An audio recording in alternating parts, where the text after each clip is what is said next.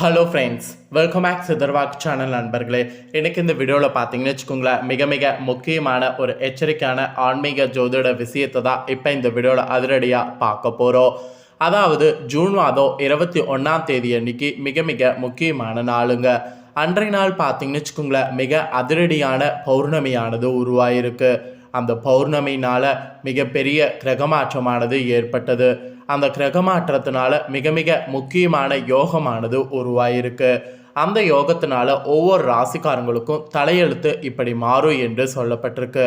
அந்த தலையெழுத்து மாறக்கூடிய விஷயங்களை தான் இப்போ இந்த வீடியோவில் நாம் பார்க்க போகிறோம். ஸோ இந்த வீடியோ எந்த ராசிக்காரங்களுக்கான வீடியோ அப்படின்னு பார்த்தீங்கன்னா மகர ராசிக்காரங்களுக்கான வீடியோ.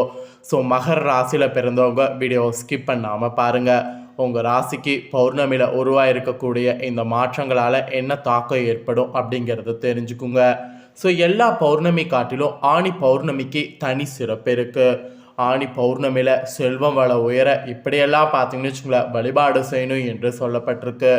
நிறைய பேருக்கு ஆணி பௌர்ணமி பற்றி தெரியாததுனால இந்த நாளை விட்டுடுறோம். இனி அந்த மாதிரி விடக்கூடாது. ஆணி பௌர்ணமியை பற்றி கண்டிப்பாக ஒவ்வொரு ராசினருமே தெரிஞ்சுக்கணும். அதுக்கப்புறம் ஆணி பௌர்ணமியை நாம் மிஸ் பண்ணக்கூடாது. முதல்ல ஆணி பௌர்ணமியுடைய சிறப்பை பார்க்கலாம். அதுக்கப்புறம் ஆணி பௌர்ணமியில் மகர ராசிக்காரங்க உங்கள் தலையெழுத்து எப்படி மாறும் அப்படிங்கிறத பார்க்கலாம். இனி நடக்கக்கூடாத பல விஷயங்கள் நடக்க போகுது. அந்த விஷயங்களை எல்லாமே பேலன்ஸ் பண்ணி கொண்டு போகிறது உங்கள் கையில் தான் இருக்குது. ஸோ எப்படி பேலன்ஸ் பண்ணி கொண்டு போகணுமோ அது போல் பேலன்ஸ் பண்ணி கொண்டு போங்க. சரி வாங்க, என்னங்கிற தாள்களை முதல்ல பார்க்கலாம். அதாவது ஆணி பௌர்ணமியுடைய செல்வ வள உயர இப்படி வழிபாடு செய்யணும்னு சொல்லப்பட்டிருக்குல்ல, அந்த தாள்களை முதல்ல பார்க்கலாம். அதுக்கப்புறம் இந்த பௌர்ணமியில் உருவான மாற்றங்கள் பற்றி உங்கள் ராசிக்காரங்களுக்கு என்ன சொல்லப்பட்டிருக்கோ அதை இந்த வீடியோவில் அதிரடியாக பார்க்கலாம். பொதுவாக ஒவ்வொரு மாதத்திலே வரக்கூடிய பௌர்ணமி சிறப்பானது என்றாலும் ஆணி மாதத்தில் வரக்கூடிய பௌர்ணமி மிகவும் சிறப்பு வாய்ந்ததாக சொல்லப்படுது. தை மாதத்தில் தன்னுடைய பயணத்தை வடக்கு நோக்கி துவங்கக்கூடிய சூரிய பகவான் ஆணி மாதத்தில் நிறைவு செய்வார். தை முதல் ஆணி வரையிலான இந்த காலத்தையே உத்தராயண காலம் என்று அழைக்கப்படும். அதிலும் இந்த ஆண்டு மகாலட்சுமிக்கு சுக்கிரனுக்கு உகந்த வெள்ளிக்கிழமையில பௌர்ணமி இணைந்து வருது. இது தவறவிடக்கூடாத ஒரு அபூர்வ பௌர்ணமியாக கருதப்படுது. இந்த ஆண்டு ஆணி மாத பௌர்ணமி ஜூன் 21ஆம் தேதி வருது. ஜூன் 21ஆம் தேதி காலை 7:45 மணிக்கு துவங்கி ஜூன் 22ஆம் தேதி காலை 7:19 மணி வரை பௌர்ணமி திதி இருக்குது.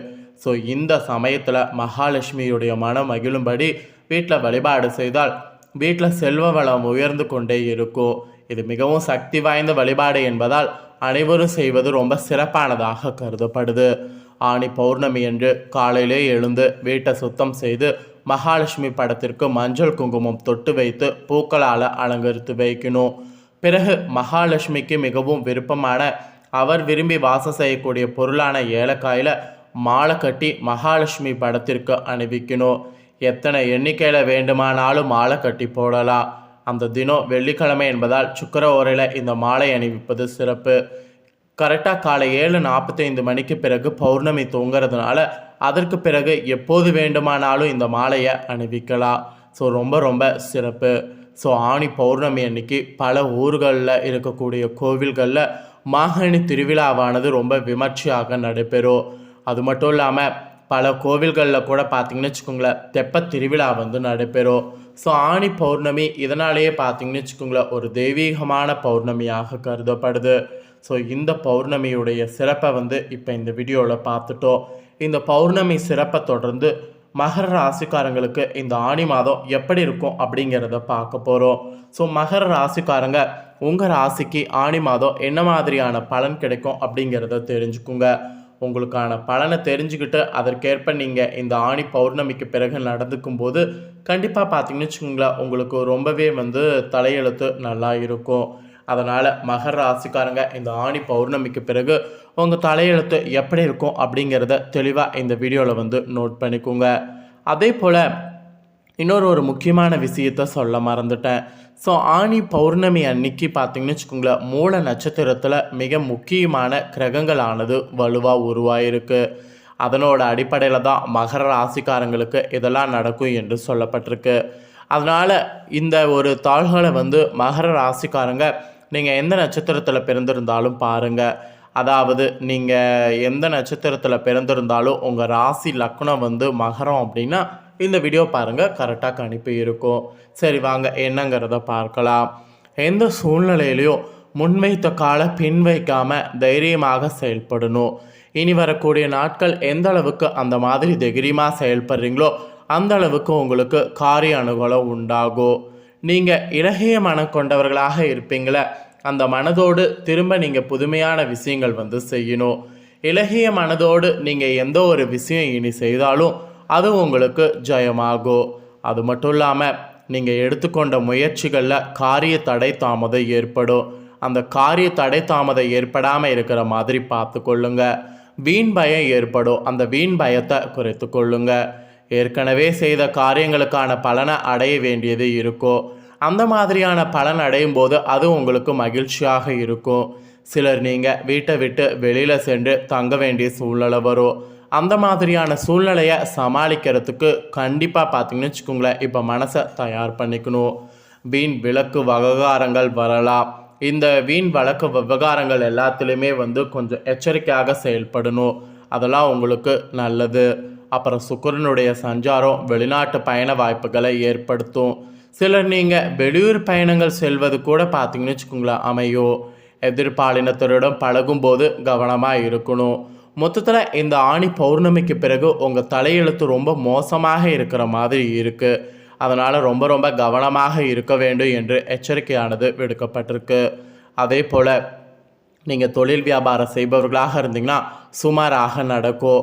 பார்ட்னர்களோடு சேர்ந்து தொழில் செய்பவர்கள் கவனமாக செயல்படுவது நல்லது. கடன் தொல்லையெல்லாம் தலை தூக்கலாம். அதெல்லாம் ரொம்ப விழிப்புணர்வோடு இருக்கணும். எச்சரிக்கையாக இருங்க. எந்த விஷயம் செய்கிறதா இருந்தாலும் அது கரெக்டாக இருக்குமா அப்படிங்கிறத ஆலோசனை பண்ணுங்கள். இப்படியெல்லாம் இருக்கிறது நல்லது. உத்தியோகத்தில் இருக்கக்கூடியவங்களுக்கு கூடுதல் பணி சுமை, இடமாற்றம் ஏற்படும். அலைச்சல் போன்றவையெல்லாம் இருக்கும். ஸோ தடைப்பட்டிருந்த பணம் கைக்கு வந்து சேரும். ஸோ உத்தியோகத்தில் இருக்கிறவங்களுக்கு ரொம்ப மேன்மையான நாட்களாக இருக்கும். ஆனால் அந்த மேன்மையான நாட்களை கொண்டு வருவதற்கு கொஞ்சம் நீங்கள் அலைச்சலை சந்திக்க வேண்டியது இருக்குது. அட்ஜஸ்ட் பண்ணிக்கோங்க, அது ஒன்று தான் வழி. அப்புறம் குடும்ப ரீதியாக பார்க்கும்போது அமைதி பார்த்திங்கன்னு வச்சுங்களேன் நிலவ வாய்ப்பு இருக்குது. குடும்ப உறுப்பினர்களை அனுசரித்து செல்லணும், இல்லைனா ரொம்ப கஷ்டம். கணவன் மனைவிக்கிடையே மன வருத்தம் உண்டாகலாம். பிள்ளைகள் நலனில் அக்கறை காட்டுவது நல்லது. வாகனங்களில் செல்லும்போது கவனமாக இருக்கணும், இல்லைனா வாகனங்களில் ஆபத்து ஏற்பட வாய்ப்பு இருக்குது. அப்புறம் பெண்கள் எதிலும் தேவையற்ற வீண் கவலை உண்டாகும். அதில் ரொம்ப கேர்ஃபுல்லாக இருக்கணும். பயணங்கள் செல்ல நேரிடலாம். கடன் விஷயங்களில் கவனமாக இருக்கணும். கடன் விஷயங்களில் ஏமாறக்கூட சான்ஸ் இருக்குது. அதனால் கவனமாக இருக்கணும். கலைத்துறையில் இருக்கக்கூடியவங்களுக்கு யோகக்காரகன் சுக்கிரன் வந்து இந்த பௌர்ணமிக்கு பிறகு ராசிநாதன் சனிக்கு கேந்திரம் பெறுறதுனால எதையும் சாதிக்கக்கூடிய திறமையானது அதிகமாகும். நினைத்த காரியத்தை கூட நினைத்தபடி நடத்தி முடிக்க முயற்சிகளை மேற்கொள்ளணும். புதிய நபர்களுடைய அறிமுகம் கிடைப்பதோடு அவர்களால் நன்மையும் உண்டாகும். சிறு பிரச்சனைகள் ஏற்படும், ஆனால் நீங்கும். நண்பர்கள் மூலம் நடக்க வேண்டிய காரியங்களில் தாமதம் ஏற்படும். ஸோ கலைத்துறையில் இருக்கிறவங்களுக்கு ரொம்ப கஷ்ட காலம். இந்த பௌர்ணமிக்கு பிறகு ரொம்ப கவனமாக செயல்பட வேண்டியது அவசியம். இதே அரசியலில் இருக்கிறவங்களுக்கு மன வருந்தும்படியான சூழ்நிலை ஏற்படும். மேலிடம் நீங்கள் சொல்வதை காதில் வாங்காதவர் போல் இருப்பாங்க. எனவே எல்லாரையும் அனுசரித்து செல்லணும். அப்போ தான் நன்மை உண்டாகும். பழைய பாக்கிகள் வசூல் செய்வதில் வேகம் இருக்கணும். நினைத்த காரியத்தை செய்து முடிக்க எடுக்கக்கூடிய முயற்சி சாதகமான பலன் தரும். வீண் மனக்கவலை இருக்கிறது உண்டாகிறது எல்லாமே சரியாகும்.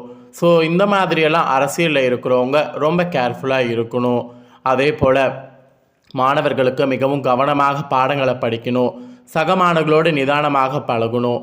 ஆக மொத்தம் மகர ராசி உத்திராடம் 2, 3, 4 பாதம், திருவோணம் அவிட்டம் 1, 2 பாதம் பிறந்த நட்சத்திரக்காரர்களுக்கு இந்த பௌர்ணமிக்கு பிறகு இந்த மாதிரி பல சம்பவங்கள் இருக்க போது இந்த சம்பவங்களை சமாளித்து நடக்கணும் என்று உங்களுக்கு எச்சரிக்கை விடுக்கப்பட்டிருக்கு. ஸோ என்ன நடக்கும் அப்படிங்கிறத தெளிவாக இந்த வீடியோவில் ஷேர் பண்ணிட்டேன். ஷேர் பண்ணதை தெரிஞ்சிருப்பீங்க. ஸோ தெரிஞ்சுக்கிறதுக்கேற்ப நடந்து பலனடைங்க. ஸோ இந்த வீடியோவை இப்போ நீங்கள் பார்த்து முடிச்ச உடனே இதை லைக் பண்ணி உங்கள் ஃப்ரெண்ட்ஸ் ஃபேமிலிக்கு ஷேர் பண்ணுங்கள். உங்கள் ஃப்ரெண்ட்ஸ் ஃபேமிலி இருக்கிறவங்களும் வீடியோ பார்க்கட்டும். அவங்களும் உங்களை போல் மகர ராசிக்காரங்களாக இருந்தாங்கன்னா இந்த தாள்களை தெரிஞ்சு இதற்கேற்ப நடந்து பலனடையட்டும். மேலும் இதே போல் புதிய அப்டேட்டான நிறைய வீடியோ நம்ம சேனலில் போடப்படும். அதை எல்லாத்தையுமே உடனுக்குடனே தெரிந்து கொள்ள மறக்காமல் நம்ம சேனலை சப்ஸ்கிரைப் பண்ணுங்கள். கூட பெல் பண்ண ப்ரெஸ் பண்ணுங்கள். ஃபஸ்ட் டைம் பார்க்குறவங்க அதை நீங்கள் பண்ணிட்டீங்கன்னா இனி நான் போடுற மற்ற அப்டேட்டான எல்லா வீடியோஸும் உடனுக்குடனே தெரிந்து கொள்ளலாம். ஸோ மறக்காமல் பண்ணுங்கள். வேறொரு புதிய தகவலோடு மீண்டும் ஒரு வீடியோவில் வந்து உங்களை சந்திக்கிறேன். நன்றி.